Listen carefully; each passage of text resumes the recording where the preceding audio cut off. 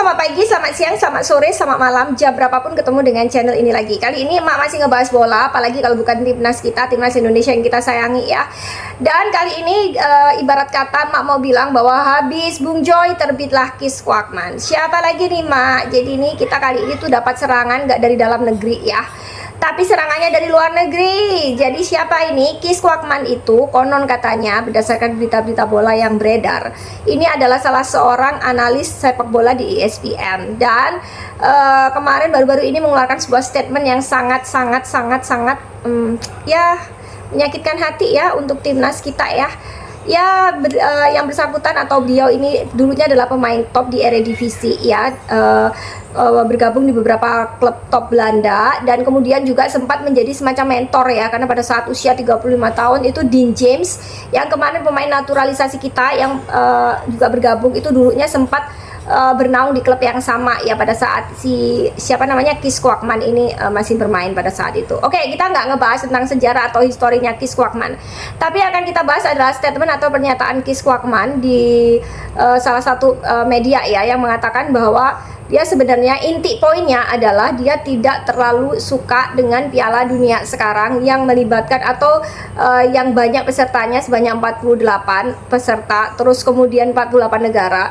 Terus kemudian dia juga membandingkan tentang pertandingan yang terjadi antara Indonesia dengan Bahrain, dan bahkan dia mengatakan bahwa jika seandainya anaknya mengajak dia untuk bermain, dia akan lebih memilih bermain daripada menonton sepak bola timnas kita lawan Bahrain.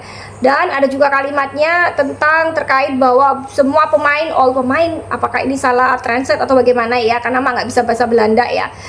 Jadi intinya translate di Indonesianya adalah semua pemain itu terjatuh mengalami kram. Aduh, lebay banget sih. Kadang-kadang laki-laki juga bisa lebay ya. Oke, begini. Jadi yang bikin kita agak kenapa sakit hati ya, karena kita kan lagi di fase yang kita lagi euforianya, lagi seneng-senengnya, kita lagi melihat harapan bahwa di sepak bola modern timnas kita Indonesia ini akhirnya ada kesempatan, ada setitik harapan untuk ikut terlibat, terjun di dalam Piala Dunia 2026 gitu. Kita sedang ada peluangnya, tiba-tiba ada lagi yang mau ngejatuhin mentality kita atau mentalitas kita gitu, semangat kita nih. Oke, jadi yuk kita babat habis nih Kis Kwakman pendapatnya. Mengapa sih pertama kita nggak usah hiraukan ya, karena ini sebenarnya nggak penting juga, karena biasa pro dan kontra ya, tapi tetap aja harus kita bahas. Kenapa? Agar pendapat dia tidak tersebar kemana-mana dan ada pembanding ya atas pendapat yang beredar. Jadi ceritanya dia itu menginginkan Piala Dunia itu katanya itu harus bersifat eksklusivitas atau eksklusif gitu. Jadi hanya diikuti oleh beberapa negara saja. Dan jika ditambah kuotanya beberapa negara, jadi tim-tim lemah seperti negara Indonesia, mungkin Indonesia akan bertemu dengan Sudan dan sebagainya, itu akan ikut berpartisipasi sehingga mengakibatkan keeksklusivitasan Piala Dunia itu jadi berkurang. Aduh Kis, mikir dong.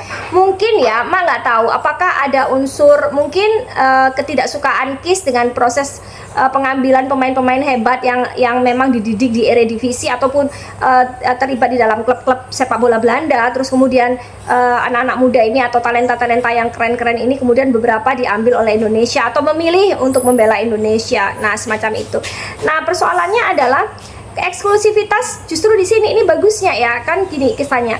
Sepak bola adalah sebuah olahraga yang tidak bersifat turun-temurun gitu loh, tidak diturunkan dari anak ke bapak. Sepak bola itu adalah olahraga yang dimainkan oleh para profesionalitas yang memiliki kemampuan, ability, merit di bidangnya. Jadi kalau misalnya eksklusif dengan tidak mau dimasuki oleh tim-tim lain, tim-tim negara yang dianggap lemah, dari mana ya pola pikirnya ya, kayak gitu loh. Emang bola itu turun-turunan. Kalau memang turun-temurun ya nggak ada Cristiano Ronaldo, nggak ada Lionel Messi, adanya Cristiano Ronaldo Junior, Lionel Messi Junior, and the gang sampai ke bawah, kan enggak. Jadi memang ini sifatnya itu open, terbuka bagi semua negara. Ini nggak kehilangan eksklusivitasnya kok, malah akan membuat sepak bola ini digemari dan dicintai hampir di seluruh belahan bumi, di seluruh negara yang ada di belahan bumi manapun gitu loh. Jadi terus pertama yang itu, terus tidak akan kehilangan eksklusivitasnya. Kenapa? Karena untuk masuk ke dalam sana itu akan tetap juga melewati beberapa babak kualifikasi seperti yang dilakukan oleh Indonesia, nggak tiba-tiba kemudian dikasihkan karpet merah atau diberikan kayak kartu golden ticket gitu kalau misalnya kita ikut apa namanya adu bakat, uji bakat atau apapun itu. Enggak, didapatnya itu dengan terseok-seok kita, dengan berusaha, dengan mengeluarkan berbagai macam daya upaya, terseok-seok kita itu pokoknya sampai jatuh bangun untuk mendapatkan mimpi itu. Nah, semacam itu. Sepak bola itu adalah olahraga yang penuh dengan impian, yang terbuka untuk semua lapisan.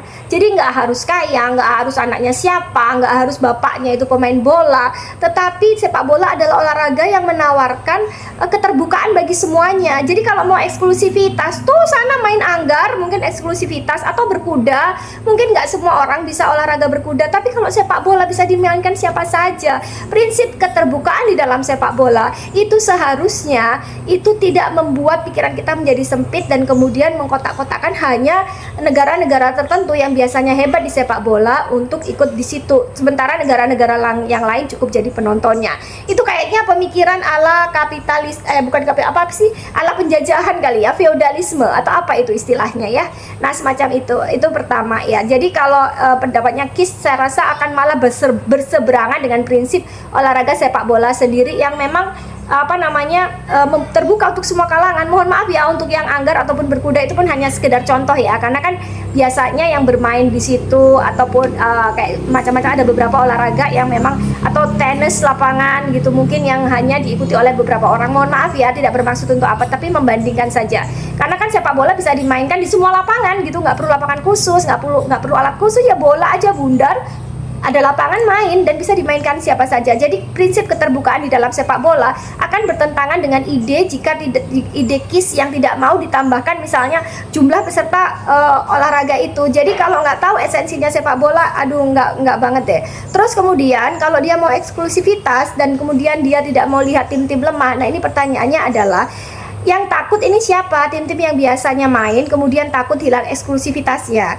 Ya sebenarnya gini, kalau Anda memang benar-benar tim hebat, negara Anda menghasilkan tim sepak bola yang hebat, Anda nggak akan takut bersaing dengan Indonesia, dengan Sudan, dengan Fiji, dengan mana-mana deh, dengan Selandia Baru, dengan mana-mana gitu. Nggak perlu takut. Kenapa? Ya karena Anda memiliki modal yang lebih kuat. Pertamanya pembinaan, terus kemudian pembinaan regenerasinya sepak bolanya lebih hebat, lebih keren di sana. Jadi nggak akan tergeser kok, ya kan? Terus kemudian kalau misalnya Anda tidak tertarik misalnya nanti tim-tim lemah, ya gampang. Jadi nanti tim-tim kuat kan lebih mudah.